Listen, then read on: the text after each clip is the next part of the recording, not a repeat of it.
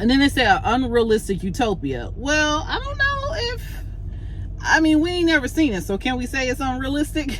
People like Andrew Yang were worried about was this mass disruption of our economy, things done through AI, remove most jobs. We need to consider something like a universal basic income. I think ultimately we will have to have some kind of universal basic income. Yeah. So, and it's not saying that just for people to never work, you don't have to work, we'll just give you money. That's not what it is. It's Right. like you have to figure out a way to give people enough money to survive if everything goes away, So because if AI starts everything actually might go away. replacing jobs, or people can't work for some reason, they've had this policy of universal basic income, and they've got it in a few places in the world, including California, where if you can't work, they give you an income from the government to sustain you, knowing that you're never going to work again, or you're not going to work. Isn't that disability? Kind of universal basic income. And UBI, to me, represented a floor that people could stand on. So it means that unemployed people will be paid across the globe. Yeah. And really have the knowledge and peace of mind, ultimately, that they could survive and eat and feed their children while they are learning how to transition into this new world. I don't think we're going to have a choice. So the main benefit of UBI is to fight against poverty and automation, which is going to become very real this decade. But the downside is, who's going to pay for it? Because it's extremely expensive. If we were to give every citizen just $1,000 a month, it would cost the US economy about $4 trillion a year. Now, for context. All right, guys. Universal basic income. Let's talk about it. So, if you all do not know, there's a thing called UBI for short. What that is that everyone within a particular country will receive a certain amount every month, no strings attached. Meaning you don't have to, I guess maybe sort of kind of might have to apply for it in some way, but you don't have to go through a long application process. You don't have to worry about paying it back. You don't have to show up for work anywhere. You just receive a monthly stipend, no strings attached. And what that is supposed to do, that is supposed to even the playing field when it comes to income disparity. What some have also suggested that it's supposed to do is supposed to help also with housing and health care. That's supposed to be, it's presented as the thing that will solve all of the income problems. It especially could be helpful for things like that we've been talking about, such as issues with finding jobs, finding work, obtaining enough work. All of a sudden I have stuff in my eye. Enough work or enough income through your job where you can sustain yourself, where you may be able to feel a little bit more comfortable with healthcare stuff, fees or costs associated with healthcare. It is supposed to help you basically solve, the way it's painted, it's like it's going to solve all of the income issues that most people complain about. There have been different organizations, if you will, that have put this universal basic income to the test. There was one organization called the Heritage Foundation. They printed an article about the research findings for Texas and Illinois. For Texas and Illinois, they found what they believe was no improvement in lifestyle. They said that there was no improvement in people choosing to use that money to work less and stay at home with their families. They said what they found was most people used it just for leisure activities. They said that most people did not use it for education. Some people used it to save money, but most just used it to work less. That is what the Heritage Foundation found from their study. Now the Heritage Foundation printed this. I'm not sure if they were the ones that conducted the study, but from recalling the article, it seemed like they were the ones that conducted the study. And now we also have a Finland research study. They did theirs. I think they said their study, their time period was from 2017 to 2020. Now, they were before COVID. Now, the Heritage Foundation, they said their study was from 2022. So I think the period of time that they were conducting theirs may have been during some of the COVID things. And I think that the COVID thing can definitely skew the results on some things, because it was a different type of dynamic. You got money and stipends and things coming from all different directions. You have people who may want to work, they cannot work because of health issues or health concerns, and or maybe the field that they're working in has been shut down. So the Heritage Foundation study may be a little bit skewed, because I think the time period of the study, from what I read, was during the COVID, the pandemic thing. However, the study in Finland, theirs was conducted prior to COVID, because they printed this article in September 2020. And I think they said that their study began in 2017 through 2020. And the Finland study, this is what they found. They found that people reported feelings of well-being. People were using it to kind of supplement healthcare costs.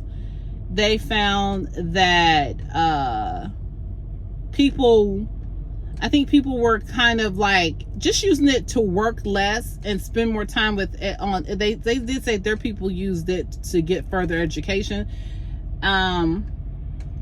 And they felt like the use of it, and this is over a 3-year period, they feel like it was actually beneficial. And astounding, they mostly stressed the idea of mental well-being that the participants had reported.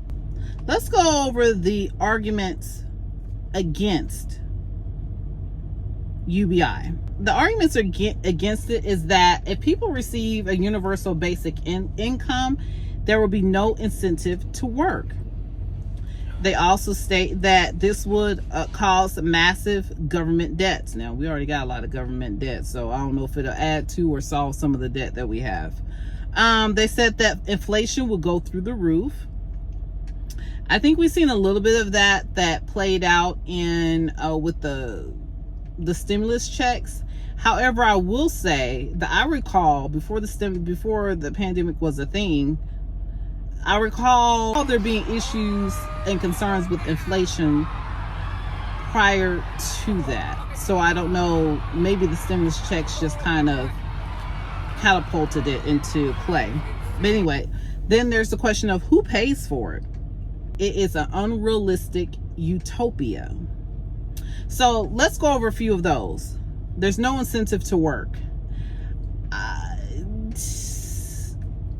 I think that actually would not be true for most people. And I know people will argue with me that this is not the case, because they think of people that are on welfare. And a lot of people, I don't know if everyone else has seen what I've seen, but a lot of people I see that are on welfare, that are on it and stay on it, that's not like a temporary thing, is a lot of times what I have seen is people that are suffering from mental health issues. And some of those mental health issues, yes, are exacerbated by drug abuse issues.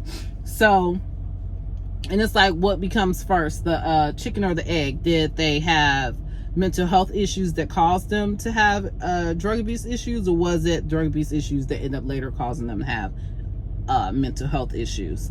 I've seen that. Massive government debt. Well, if you're replacing UBI for some other government programs, would it be the same amount of debt? Would it be less debt? Inflation through the roof. I do think that that's probably a real concern, because if it is, I don't know. I mean, because I don't understand the entirety of how economics work, but I would think a lot of money flooding the market all of a sudden would cause inflation. Okay, then who pays for it? Well, taxpayers. Now, would the UBI be taxed? Probably wouldn't make sense to tax the UBI. Now, once again, we're already paying for the taxes for the social programs that we have now. So I guess maybe if it's paid for or constructed a certain way, it'll fall under the same umbrella. And then they say an unrealistic utopia. Well, I don't know we ain't never seen it. So can we say it's unrealistic? Because we don't currently live in a utopia. So is it really unrealistic, or is it something that we haven't even considered exploring as a utopia? Okay.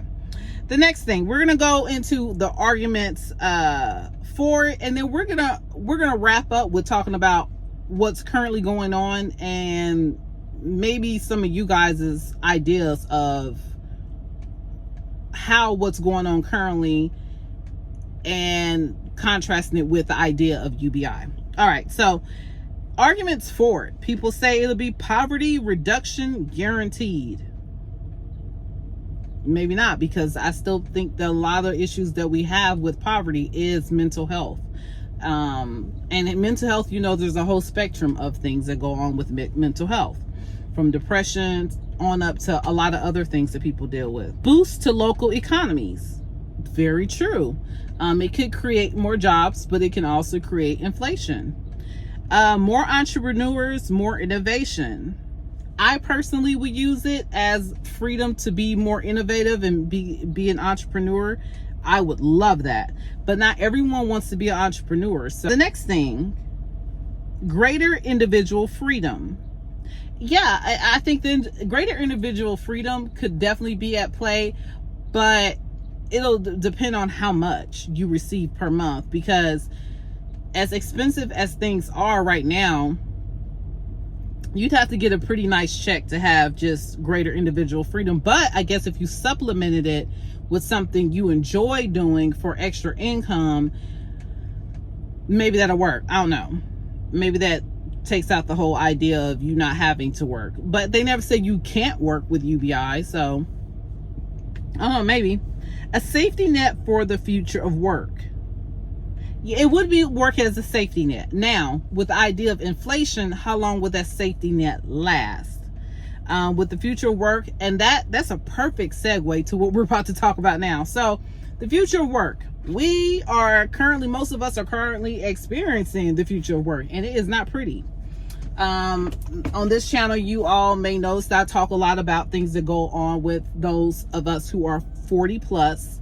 Those of us who come from a background where there was always an administrative or secretary job to jump into. There was almost always a little part-time retail job you could get. I think there's still a decent amount of waiting jobs, fast food jobs, but I know a lot of people, even that were my age at one point, they would go into doing retail. My mom did it several times. If she ever needed to make extra income, she'd just pick up a part-time retail job and she'd make the extra income. Easy peasy. A lot of people rely on that. Now that is way less. A lot of things are online now.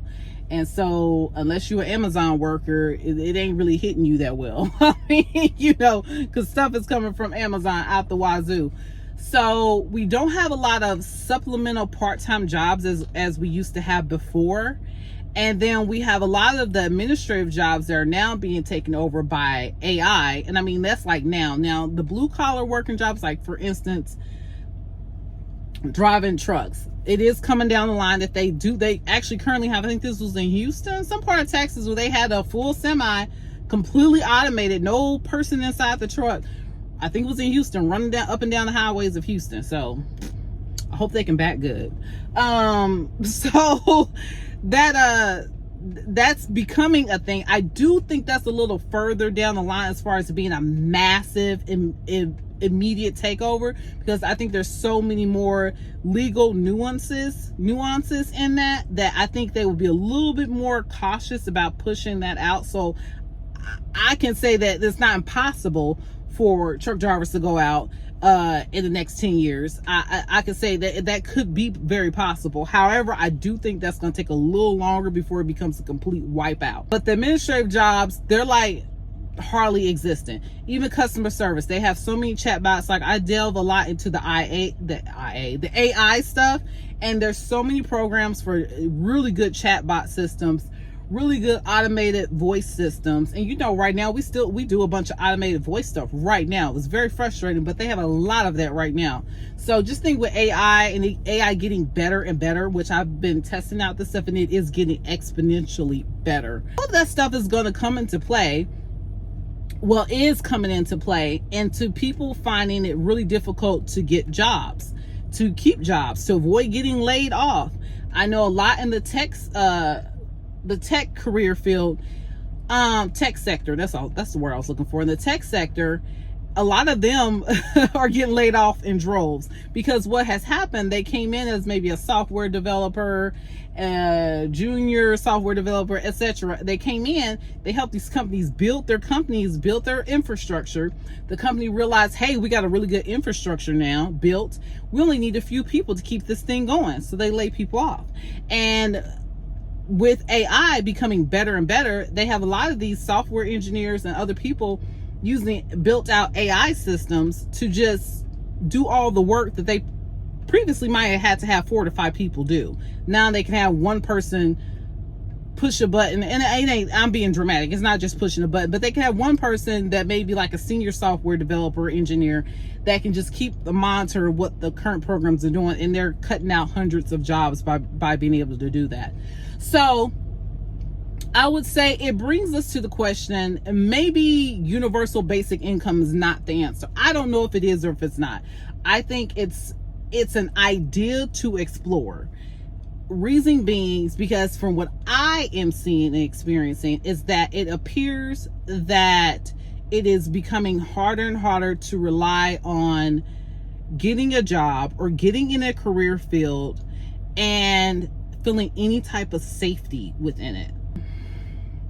I mean, honestly, I just feel like most of us are constantly concerned about what our next move is going to be. I talk to you guys about that a lot here on this channel, and we'll continue to talk about it. A lot of you have responded in my other video about jobs for 40 and older, people struggling with jobs 40 plus, ages 40 plus. And a lot of people are just, from what I saw in you guys' comments, is that a lot of people, my phone's getting ready to die out.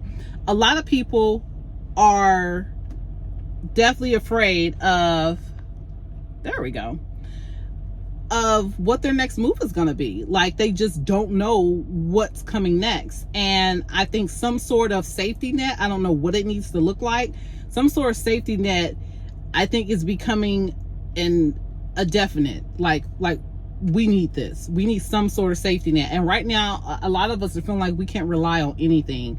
But anyway, I'm going to wrap this video up here. The phone is getting weird and all of that good stuff. And I'm starting to sweat like a pig right with the sun beaming in on me. So anyway, y'all, let's continue the discussion about this. Let me know what you all think about this universal basic income thing. If it's done right, can it be a really positive thing if it's done right? Now, we know, honey, how the government work, honey. I don't know if it's gonna be done right.